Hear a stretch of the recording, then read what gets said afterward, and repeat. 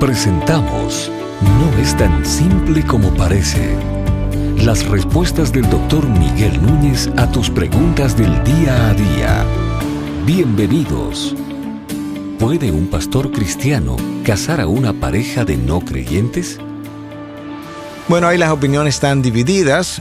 Vamos a comenzar con algunas cosas en las que podemos estar de acuerdo, algunos de los que estamos en desacuerdo con esta pregunta. Por un lado, la palabra de Dios nos dice, o Pablo les dice a los corintios, que no debieran estar unidos en yugo desigual. El yugo desigual de un creyente con un incrédulo. Y dice que ¿qué tienen en común el creyente y el incrédulo? ¿Qué tienen en común el templo de Dios con Belial, que es una palabra para referirse a Satanás? ¿Cuál es el peligro de eso? Es lo que siempre se ha visto a lo largo de la historia de la iglesia, que cuando tú tienes a un creyente matrimoniado, si pudiéramos decir, con un no creyente, lamentablemente ese no creyente con frecuencia arrastra al creyente, al Hijo de Dios, a prácticas pecaminosas que le desvían de su adoración y lealtad a Dios. Ese fue el mismo principio que Dios impuso sobre los judíos en el Antiguo Testamento de no casarse con otros pueblos, porque terminarían adorando dioses ajenos, que fue exactamente lo que pasó con Salomón. Salomón, el gran hombre de tanta sabiduría, terminó casándose con mujeres de otras tribus, de otras naciones, y cuando hizo eso terminó adorando los dioses de esas otras tribus. El mismo principio está establecido en el Nuevo Testamento. Entonces, ahora comenzamos a hablar de la diferencia entre algunos que opinan diferente a como nosotros pensamos en este punto. Algunos dicen que no tienen ninguna dificultad en casar a no creyentes. Algunos pastores dicen eso, si los dos son no creyentes, porque ellos no tienen una prohibición en la Biblia que le impida hacer tal cosa.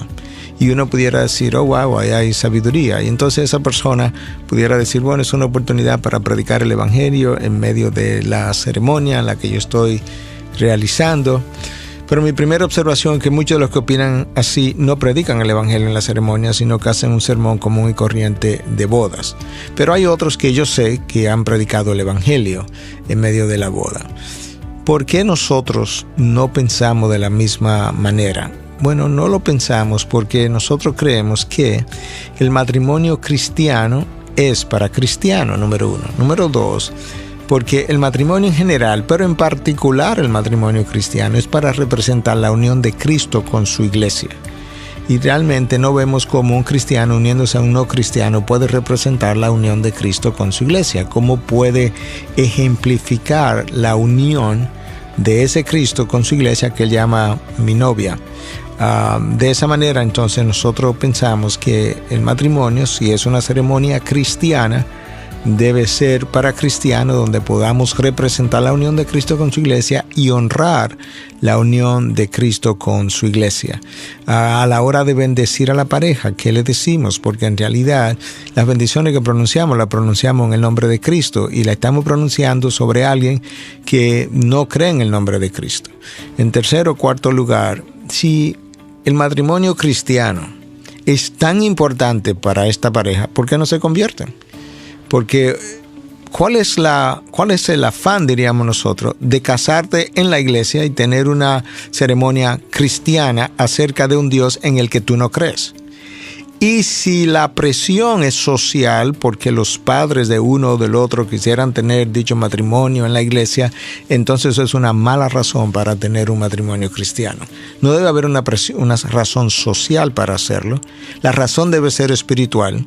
Y si es espiritual, pues conviértete, porque no veo por qué es tan importante para no creyentes casarse en una iglesia, en una iglesia cristiana, si ellos no creen en ese Dios. Y esa es la razón por la que pensamos que muchas veces cuando casamos un creyente con un no creyente, estamos endosando, aprobando, no solamente la unión de algo que entendemos la palabra prohíbe, en el caso de un creyente con un no creyente. Pero la pregunta es si podemos hacerlo con dos no creyentes. Y yo creo que cuando lo hacemos, entonces estamos endosando la práctica social de practicar cosas con rituales cristianos cuando las personas que reciben el ritual, por así decirlo, o la liturgia, realmente no creen ni siquiera en lo que estás haciendo. Yo creo que eso es un mal ejemplo para la iglesia y el resto de la sociedad. No es tan simple como parece. Es una producción de Ministerios Integridad y Sabiduría. Para más información, visita nuestra página de internet integridadysabiduría.org. Gracias por tu gentil atención y será